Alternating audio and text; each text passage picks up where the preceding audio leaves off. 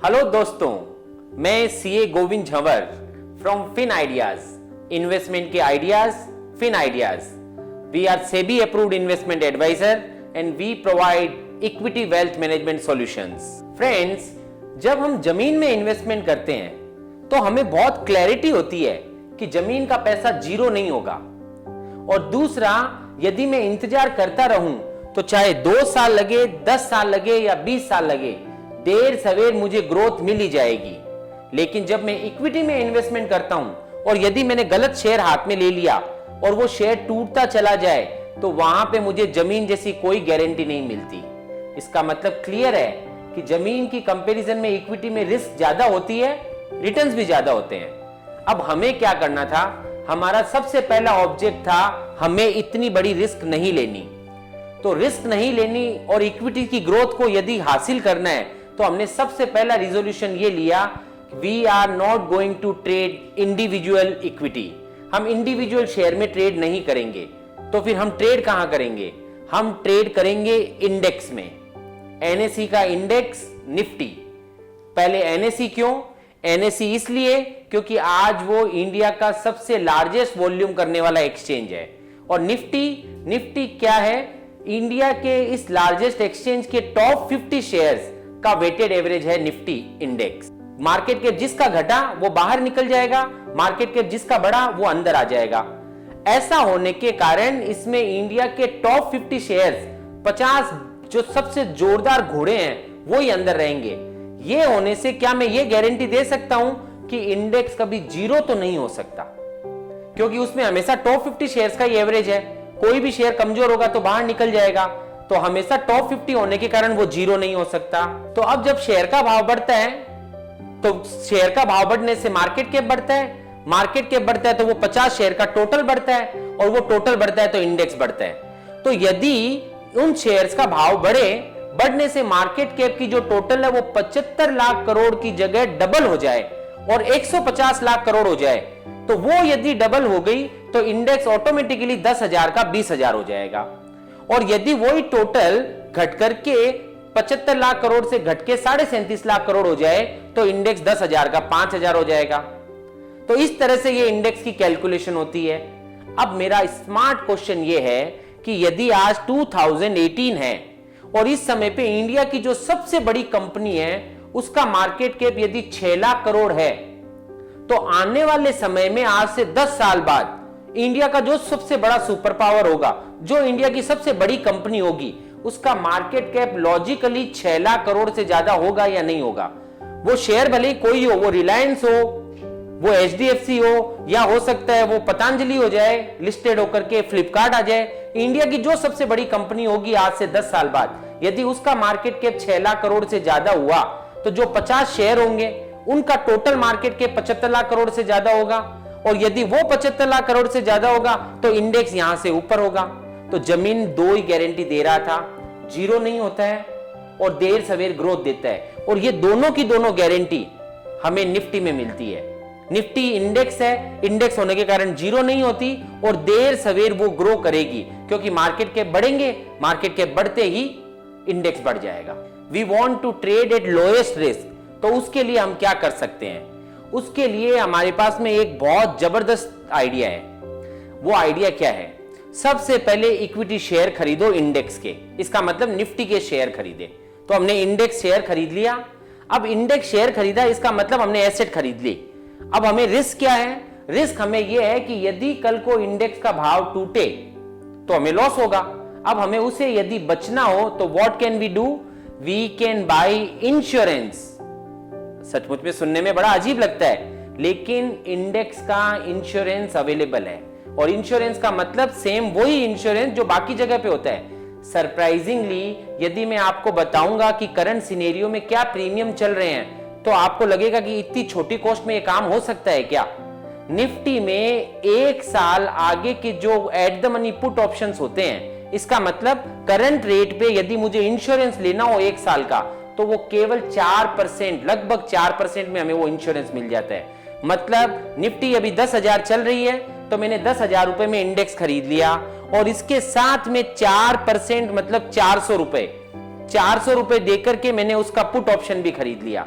तो तो मैंने स्टॉक खरीदा 10,000 में, 400 में इंश्योरेंस खरीदा, तो मेरी कॉस्ट हुई 10,400। दुनिया में लोगों को निफ्टी मिल रही है 10,000 में, मुझे मिलेगी 10,400 में, लेकिन साथ में मुझे यह गारंटी मिल रही है कि यदि मार्केट टूटा तो मेरा 10,000 हर लेवल पे प्रोटेक्टेड है। हां दोस्तों, 10,000 हर लेवल पे प्रोटेक्टेड है। इसका मीनिंग अगर बाजार नीचे गया तो मेरी मैक्सिमम रिस्क केवल वो 4% का प्रीमियम है, लेकिन कल को मार्केट 50% बढ़ गया तो 10,000 का इंडेक्स 15,000 हुआ, तो मुझे 50% की जगह 46% का रिटर्न मिलेगा, क्योंकि 4% मैंने इंश्योरेंस प्रीमियम पे कर दिया है। तो इस तरह से इंश्योरेंस लेने से हमें नीचे की साइड पूरा प्रोटेक्शन मिल जाता है और ऊपर की साइड की गेन की अपॉर्चुनिटीज हमारे पास अभी भी खड़ी रहती है। अब इसमें एक इंपॉर्टेंट पॉइंट जो समझने जैसा है वो ये, 2007 दिसंबर में इंडेक्स चल रहा था लगभग 6100 और हमारे पोर्टफोलियो की वैल्यू जो 30 लाख से शुरू की थी वो बढ़ते बढ़ते 5.5 करोड़ पहुंच गई। अगले साल मार्केट 2900, ऑलमोस्ट 52% मार्केट टूट गया। लॉजिकली अगर देखा जाए तो पोर्टफोलियो भी 3 करोड़ जितना टूट जाना चाहिए था, पर पोर्टफोलियो 5.5 करोड़ का 5.505 करोड़ पे पहुंचा, मतलब लगभग 45-50 लाख का लॉस हुआ। क्यों? क्योंकि यदि मार्केट टूटता है तो हमें केवल इंश्योरेंस और फाइनेंसिंग कॉस्ट का ही लॉस होता है। तो 2900 बाजार आ गया पर हमारा फंड नहीं टूटा, और उसके अगले साल वापस बाजार 29 का 52 आया, अभी वो 61 के लेवल पे पहुंचा भी नहीं है, पर हमारा पोर्टफोलियो 5 करोड़ वाला वापस 9.5 करोड़ पहुंच गया। इसका मतलब मार्केट 61 का 52 आया पर अपना फंड 5.5 करोड़ का 9.5 करोड़ पहुंच गया, और सरप्राइजिंगली तीसरे साल मार्केट वापस 61 का 61 पहुंच गया और ये पोर्टफोलियो 9.5 से वापस बढ़ के 11 करोड़ पहुंच गया। मतलब 3 साल में इंडेक्स 61 का 61 है, पर 3 ही साल में फंड 5.5 करोड़ से 11 करोड़ पहुंच गया। क्यों पहुंच गया? क्योंकि मार्केट टूटा तो फंड नहीं टूटा, केवल इंश्योरेंस की कॉस्ट लगी, और मार्केट बढ़ा तो उसी लेवल से ही हमको फिर से रिटर्न्स मिल गए। तो 2900 से हमें वापस राइज मिलना शुरू हुआ एंड वी मेड मनी। तो लॉजिक ये बता रहा है कि लो रिस्क में भी रिटर्न्स बन रहे हैं। फ्रेंड्स, अब ये ट्रेड को सबसे अच्छा एग्जीक्यूट कैसे किया जा सकता है? सबसे बेस्ट वे है ऐसे ट्रेड्स को एग्जीक्यूट करने का एल्गोरिथमिक ट्रेडिंग। क्यों एल्गोरिथमिक ट्रेडिंग? हम यहां पर एक साइड में एसेट खरीदते हैं और दूसरी साइड में उसके इंश्योरेंस खरीदते हैं। मेरा वापस कहना है, हमने ये लेवरेज का खेल क्यों चूज किया? हमने देखा 8, 9, 10% की तेजी देने वाली जमीन ने भी जब लोगों को निहाल कर दिया तो ये 14-15% का रिटर्न देने वाला इंडेक्स तो हमें कितना बड़ा बेनिफिट दे देगा। हम यहाँ लेवरेज का बेनिफिट ले रहे हैं, हम इंश्योरेंस का बेनिफिट ले रहे हैं, इस कारण से हमें इंडेक्स पे टिकना चाहिए। रीजन एक और है, मान लीजिए मेरे दादाजी ने हिंदुस्तान यूनिलीवर खरीदे। क्यों खरीदे? क्योंकि उनके जमाने में जो प्रोडक्ट खरीदो सब हिंदुस्तान यूनिलीवर का ही आता था, तो उन्हें लिखा कंपनी बहुत अच्छी है। जब तक उसके शेयर मेरे पास आए तब तक में पता चला पतंजलि नाम की एक कंपनी आ गई और उसने उसको बहुत जबरदस्त तरीके से कंपटीशन देना शुरू कर दिया। और कल को यदि मैं मेरे पोते के लिए वो शेयर छोड़ दूं तो पता चले शायद हिंदुस्तान यूनिलीवर नाम की कंपनी नहीं रही। मेरा ऐसा कहने का पॉइंट नहीं है, पर इसके कारण से यह प्रूव होता है कि मैं रिस्क में खड़ा हूं।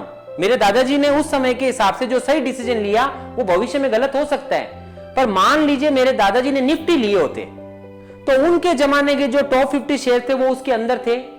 जब तक वो निफ्टी मेरे पास आया तो मेरे टाइम के जो टॉप 50 शेयर्स हैं वो उसके अंदर हैं, और यदि मैंने मेरे पोते के लिए वो शेयर छोड़ दिए तो उसके जमाने के जो टॉप 50 शेयर्स होंगे वो उसको मिलेंगे।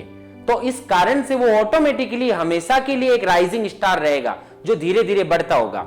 इस कारण से हमें निफ्टी के ऊपर ही टिकना चाहिए, इंडेक्स में ही ये स्ट्रेटेजी को यूज करना चाहिए। फ्रेंड्स, अगर आपको इसके बारे में ज्यादा इंफॉर्मेशन प्राप्त करनी हो तो आप हमारी वेबसाइट www.finideas.com को विजिट कीजिए। यदि आपको ये YouTube पसंद आया हो तो इसे लाइक कीजिए।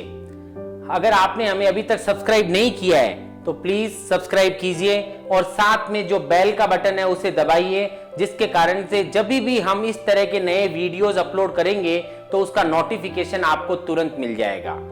यदि ये वीडियो आपके बहुत काम का है और आपको लगता है आपकी सराउंडिंग, आपके दोस्तों, आपके पहचान वालों के भी काम का है, तो इसे शेयर कीजिए। आप इसे व्हाट्सएप के माध्यम से भी शेयर कर सकते हैं या वीडियो को डाउनलोड करके पूरा का पूरा वीडियो भी शेयर कर सकते हैं। Thank you.